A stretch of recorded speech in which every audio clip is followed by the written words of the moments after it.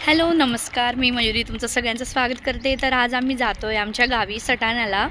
तर इथे वाटेतच एक हॉटेल लागलं वृंदावन म्हणून. तर इथे थांबलो होतो. जरा नाश्ता वगैरे केला. मग आता निघतोय आम्ही. इथे छान होता नाश्ता वगैरे असं मिसळ.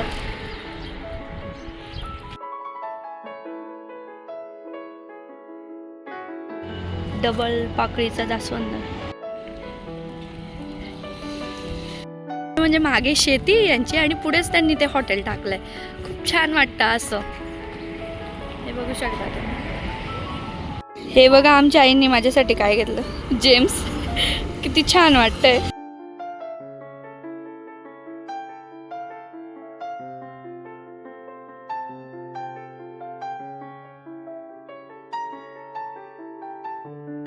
ही गोदावरी बेकरी आहे. इथे सगळ्या प्रकारचे फूड प्रोडक्ट्स मिळतात.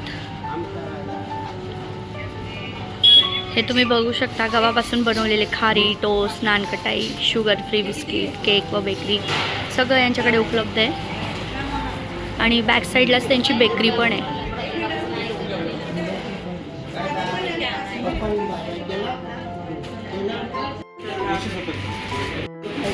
हे सगळे स्नॅक्स तुम्हाला इथे मिळू शकतं. चॉकलेट्स वगैरे सगळं इथे अवेलेबल आहे.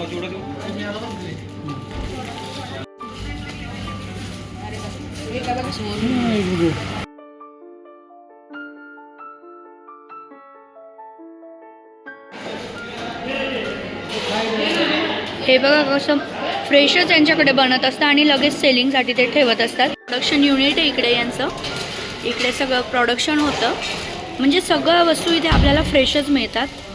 आपण इकडून जात असतो तेव्हा आम्ही इकडून घेत असतो प्रोडक्ट्स आणि खूप छान असतात. चव पण अगदी छान असते. जर तुम्ही पण इकडून गेला कधी सटाण्याला वगैरे किंवा ह्या भागात आले तर इकडे नक्की विजिट करा. खूप छान असे बेकरी प्रोडक्ट्स इथे अवेलेबल आहे. आणि एवढी शॉपिंग केली आम्ही इथून सगळे प्रोडक्ट्स घेतले. अतिशय उत्तम असते इथे. बघा हे आहे इथे गोदावरी भोजनालय आणि बेकरी. इथे जेवणाची पण व्यवस्था आहे. त्याचा परिसर बघा किती छान आहे. सगळीकडे डोंगरच डोंगर आहेत.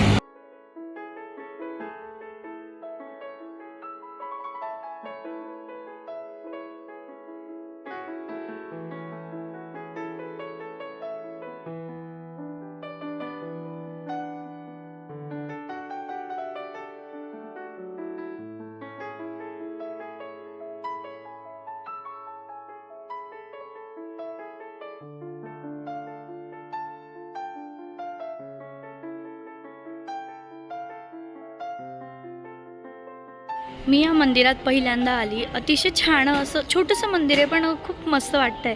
मागे बघू शकता नदी पण आहे.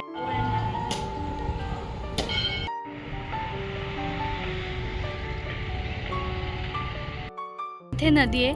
असं मस्त मोठं असं इथे जागा आहे मंदिराच्या मागे. मी पहिल्यांदा आली आणि खूप छान वाटलं. गणपतीचं मंदिर आहे. हे सिद्धिविनायकाचं मंदिर आहे आणि खूप छान वाटलं इथे येऊन मला.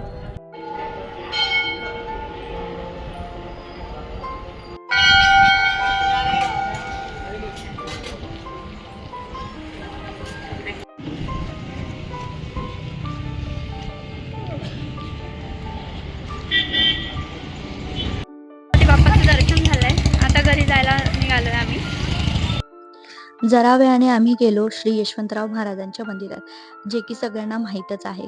आणि यशवंतराव महाराजांच्या मंदिरामुळे सटाण्याची एक वेगळीच ओळख आहे, कारण की एक प्राचीन इतिहास देखील त्याला जोडलेला आहे.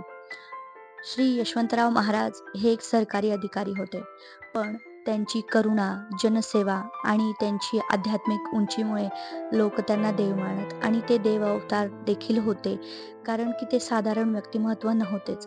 कारण जेव्हा भीषण दुष्काळ पडला होता, तेव्हा त्यांनी दुष्काळाच्या काळात स्वतःची जी मालमत्ता होती ती विकून टाकली आणि तसंच जी सरकारी तिजोरी होती ती सुद्धा लोकांसाठी खुली केली. तर का? केवळ गोरगरिबांना अन्न मिळावं आणि त्यांची मदत त्यांनी केली. आणि असे थोर कार्य त्यांचे होते. ते एक संत होते, महात्मा होते आणि म्हणूनच लोक त्यांना देव मामलेदार देखील म्हणत आणि एक वेगळीच ओळख याच्यामुळे सटाणा गावाला लाभलेली आहे.